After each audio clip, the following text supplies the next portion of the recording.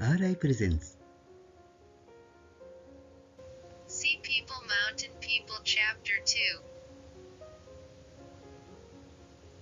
Encounter with Mythology.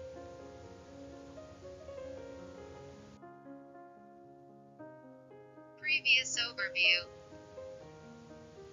After the trouble with the Wajin, the Tokapcup and the others returned to the village with the injured young man on their backs.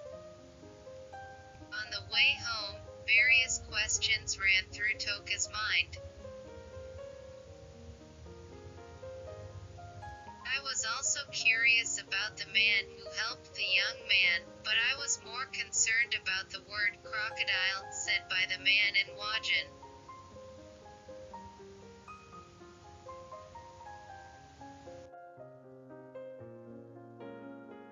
There shouldn't be any crocodiles in the Japan, so how could they come up with the name?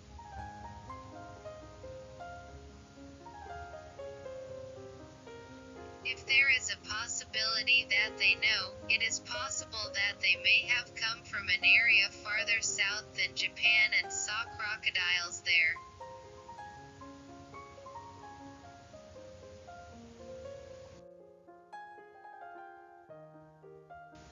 Originally, the Wajin came from the continent.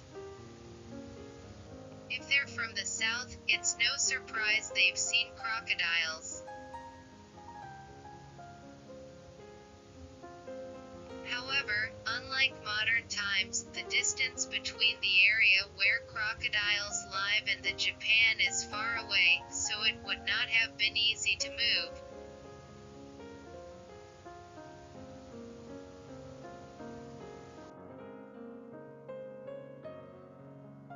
For that reason, it's a little hard to believe that they saw it in person. But if they don't know crocodiles, they won't be able to come up with a name for crocodiles. Photography didn't exist in the old days, and I don't think it's possible to come up with a name just by listening to the legend.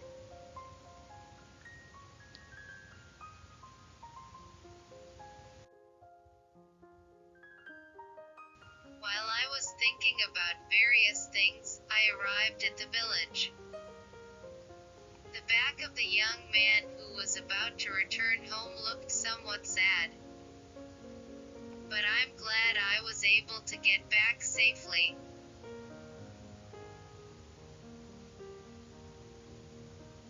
Tokapcup also returned home and told her grandmother and sister about the day's events, but their expressions seemed to be angry.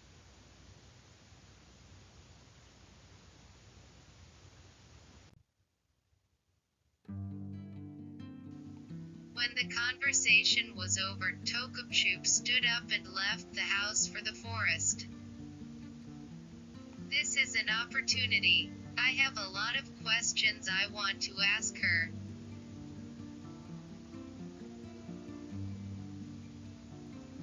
When we arrived in front of the giant tree, Tokapcup started praying, so I waited for the prayer to end. It's kind of exciting.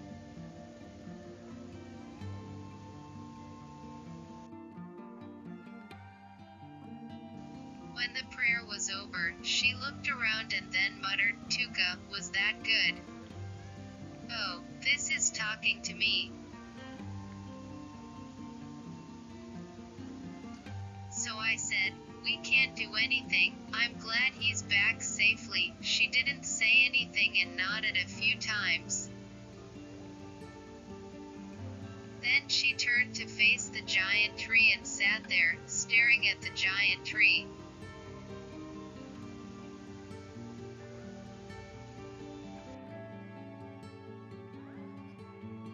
Since she was silent, I felt it was a chance to ask her a lot of questions. So I decided to question her.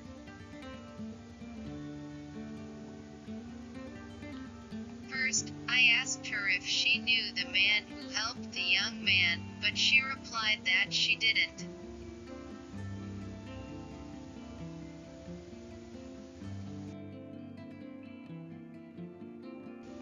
However, she also listened to the Japan's words muttered by the man and was confused about how to interpret them.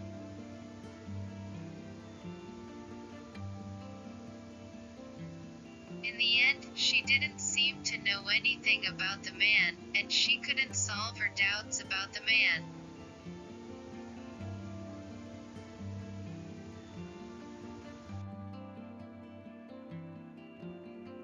Next time I asked her about the crocodile, she said it was the first time she had heard of the name itself, so I couldn't get an answer to this question.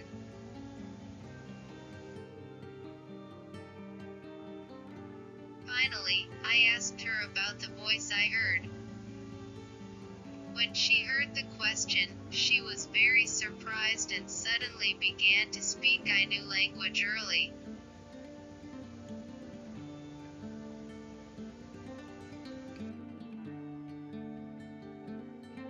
When I said, "Speak slowly, slowly," she seemed to calm down a bit, and this time she suddenly started laughing. Why is she laughing?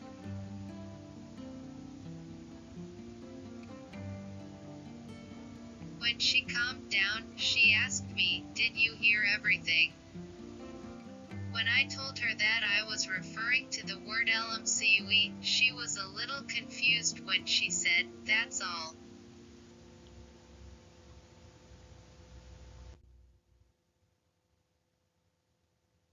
She mistakenly thought that I was listening to everything she was thinking.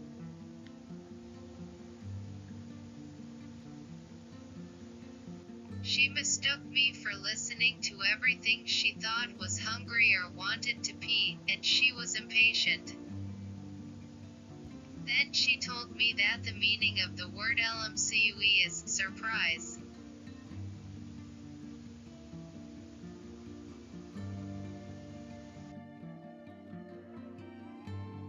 After that, she told me to stop because she would be surprised if I suddenly spoke loudly, so I guess I was still annoying her. I am sorry. After all, can't I solve the question about the voice I heard? So at my suggestion, I asked her to think of something and tried to see if I could hear her, but I couldn't hear her at all.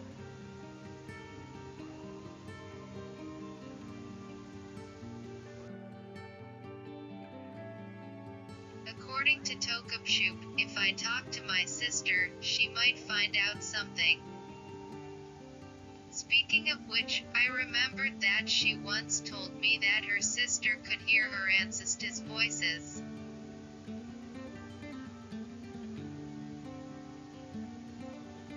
It's strange to be able to hear the voices of your ancestors. But I think there might be some hints.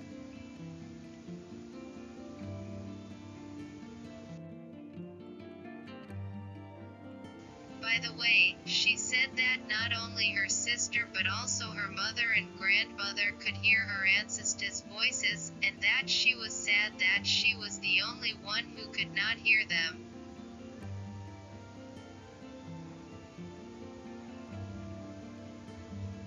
But she said she was kind of happy because only she and her mom could see the color of the wind.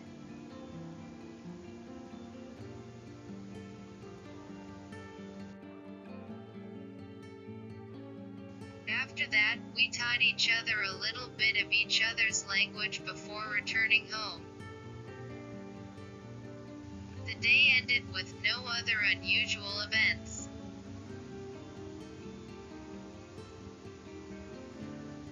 Then, in the afternoon of the next day, the young man of yesterday came to the house of Tokapcup.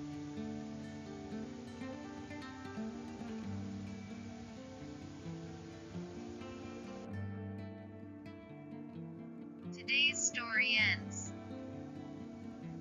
The story is updated next Saturday. Please look forward to. If you like, please subscribe to the channel. See you again.